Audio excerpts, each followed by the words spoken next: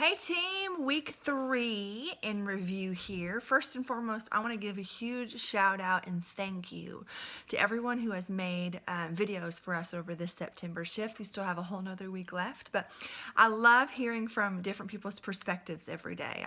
I just think that's so much better than doing a chapter overview, but just hearing different leaders on this team, all different ranks, their perspective of something that has caught their attention or came to their mind during the September shift. So I hope you guys are enjoying those as much as I am. We all have something of value.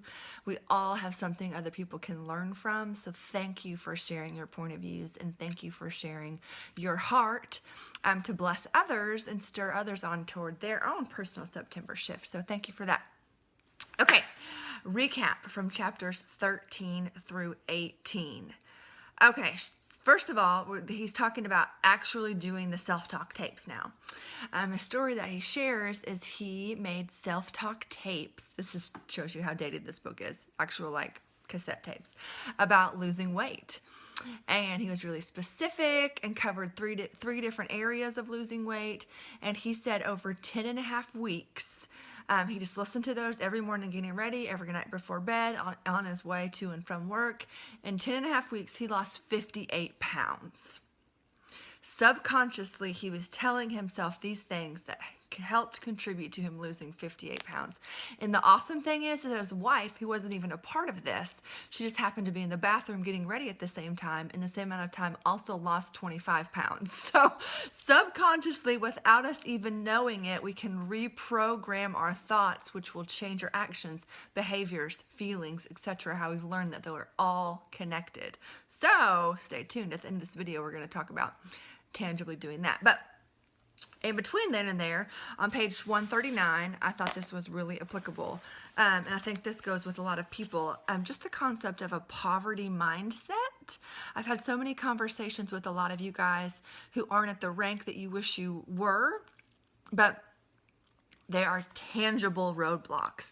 There are things that are holding you back from getting to your next rank. It's you. It's in your head.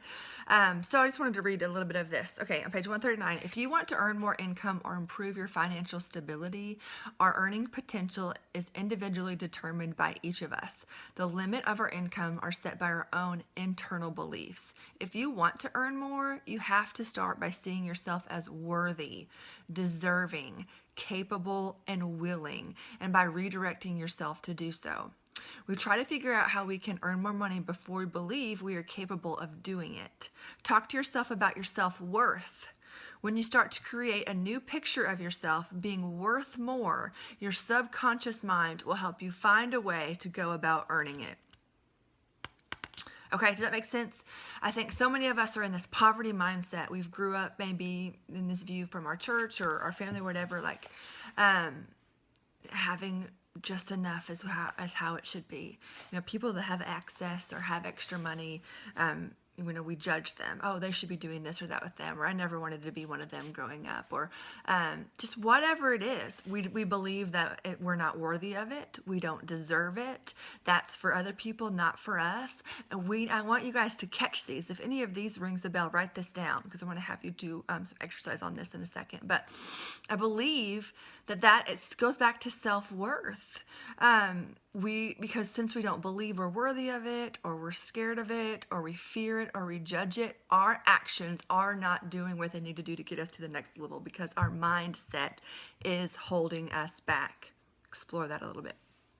Okay, going on, he also talks about Carrie Wilkerson, our speaker that spoke at the Jewel training. He's also going to be at Leaders Retreat. She's fantastic. She talked about this. We will see what we focus on.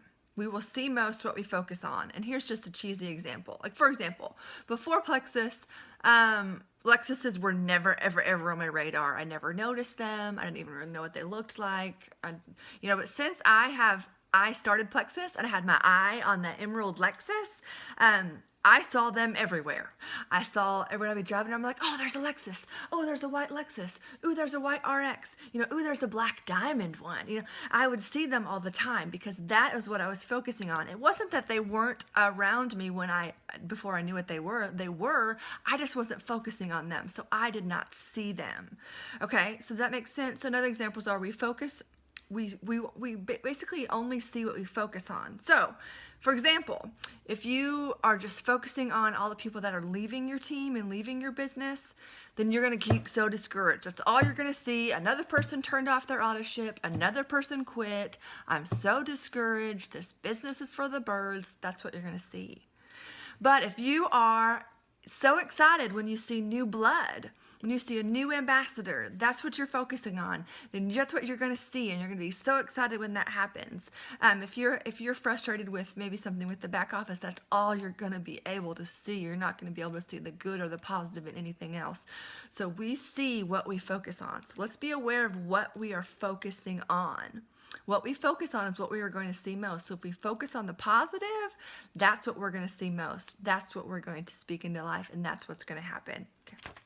So I thought that was really neat. Okay, so going on to one of the last chapters is about changing habits. Okay, let's put this into practice, you guys. Put this into practice. Okay, on page 151, here's a list of just a lot of examples. You can use one of these or you can use another one. I want you to pick 2 habits that you're going to change. I want one of them to be absolutely directed at your Plexus business. Whether that's, I can't sign any ambassadors. I'll never be Emerald. Let's see, I'm not a good leader. Those things are directly related to your business. And then I want you to do another thing that's unrelated. It may be kind of related, but unrelated, just like a personal task. Like maybe I'm always late. I'm a complainer. I lose things. One of these things on page 151. Okay, so here's what we're going to do. He details what we need to do to change these habits. First of all, we have to speak to it as if it's already taken place. Okay, so instead of saying, I don't know if I'm going to be Emerald, what you're going to say is, I am Emerald. I am Emerald. You're not going to say, I should be Emerald. You're not going to say, I would be Emerald. I can be Emerald. You're going to say, I am Emerald. I am going to love driving my new Lexus. And you have to be really specific. My feet in the sand watching the sunset go down is one of my favorite memories. You've got to be super, super specific. You got to be specific, thorough, and direct, okay? And he talks about you need to write at least a dozen things. And he gives you examples in chapter 16 and 17 of, like he does one on self-worth. He does one on I'm not a smoker. He gives multiple examples. So here's what I want you to do. I need you to pick 2 habits. One, again, Plexus related, and one not necessarily Plexus related. And I want you to write at least 10 sentences or phrases that go with re-changing this habit. We've got to get to the roots. We can't just say, like if you're going to do, like say you're doing being on time. I am on time. You can't just say I am on time over and over and over again on the repeat app. You have to explain why. You have to get to the root. And so you can say things like, I value other people's time. I want to respect other people's time. You'll say, I respect, not I want to. I respect other people's time. I am worth being organized and being on time. I will give myself the time allotted to get where I need. You got to get to the root of these things. Sometimes the root of being late is that you've always thought you've just always been late. So it's like this joke. I'm always late. Everybody knows I'm always late. I'm always late. Okay, that's what you've programmed in your head your entire life. So you're going to start telling yourself, I'm on time. I am 5 minutes early for events, because I value other people's time.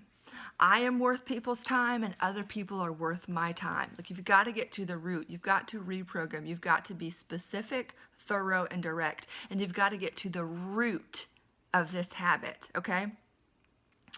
It doesn't just cure the symptom, it changes the problem which caused the symptoms in the first place. This is what our self-talk is going to do. It's not just going to cure your symptom, cure whatever habit we're talking about. It's going to change the problem which caused the symptoms in the first place.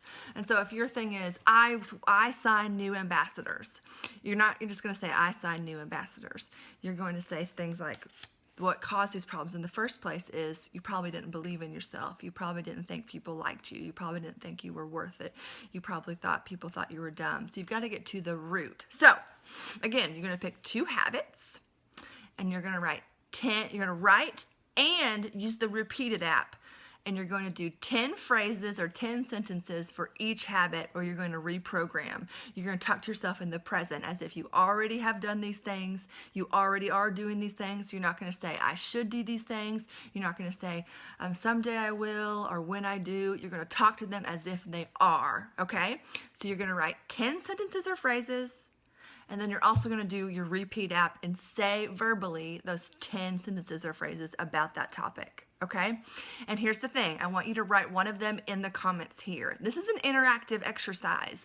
Your bravery and what you're doing to reprogram yourself is going to help teach other people to do the same. And this September shift is a prerequisite for next month's Maui Marathon, which I'm going to tell you about, which is the Hawaii Challenge Group. So you've got to be participating in this to be able to have a spot in the challenge group next month. So below, I want you to write your habit. I want you to write your 10 positive self-present affirmations that are going to reprogram your things about that habit. So do that for at least one of them, but I need you to do 2. I need you to personally write and personally do a repeat app for 2. And once you've done that, write one of them below, okay? And then I want you to listen to them every single day. Multiple times in the morning, multiple times in the afternoon, and multiple times in the evening. Okay? Again, this will not work unless we're intentional about it. That guy did not lose 58 pounds in 10 weeks by listening to his affirmations 1 time a day. He listened to those over and over and over again. Subconsciously, his mind was reprogrammed. I'm so excited about this. I'm so excited about the shifts that are going to happen when we take this intentionally and we do it on purpose, and we're making that September shift because we are the ones that are responsible. We have the responsibility. We have the power. Subconsciously, we've been allowed ourselves to be programmed negatively, and now it's time to make that shift. I cannot wait to hear your affirmations, and I cannot wait to hear you getting to the root, being specific, thorough, and direct, and praying for you guys. This is bigger than products and paychecks. This is bigger than Plexus. This is huge. September shift. Proud of you guys for participating.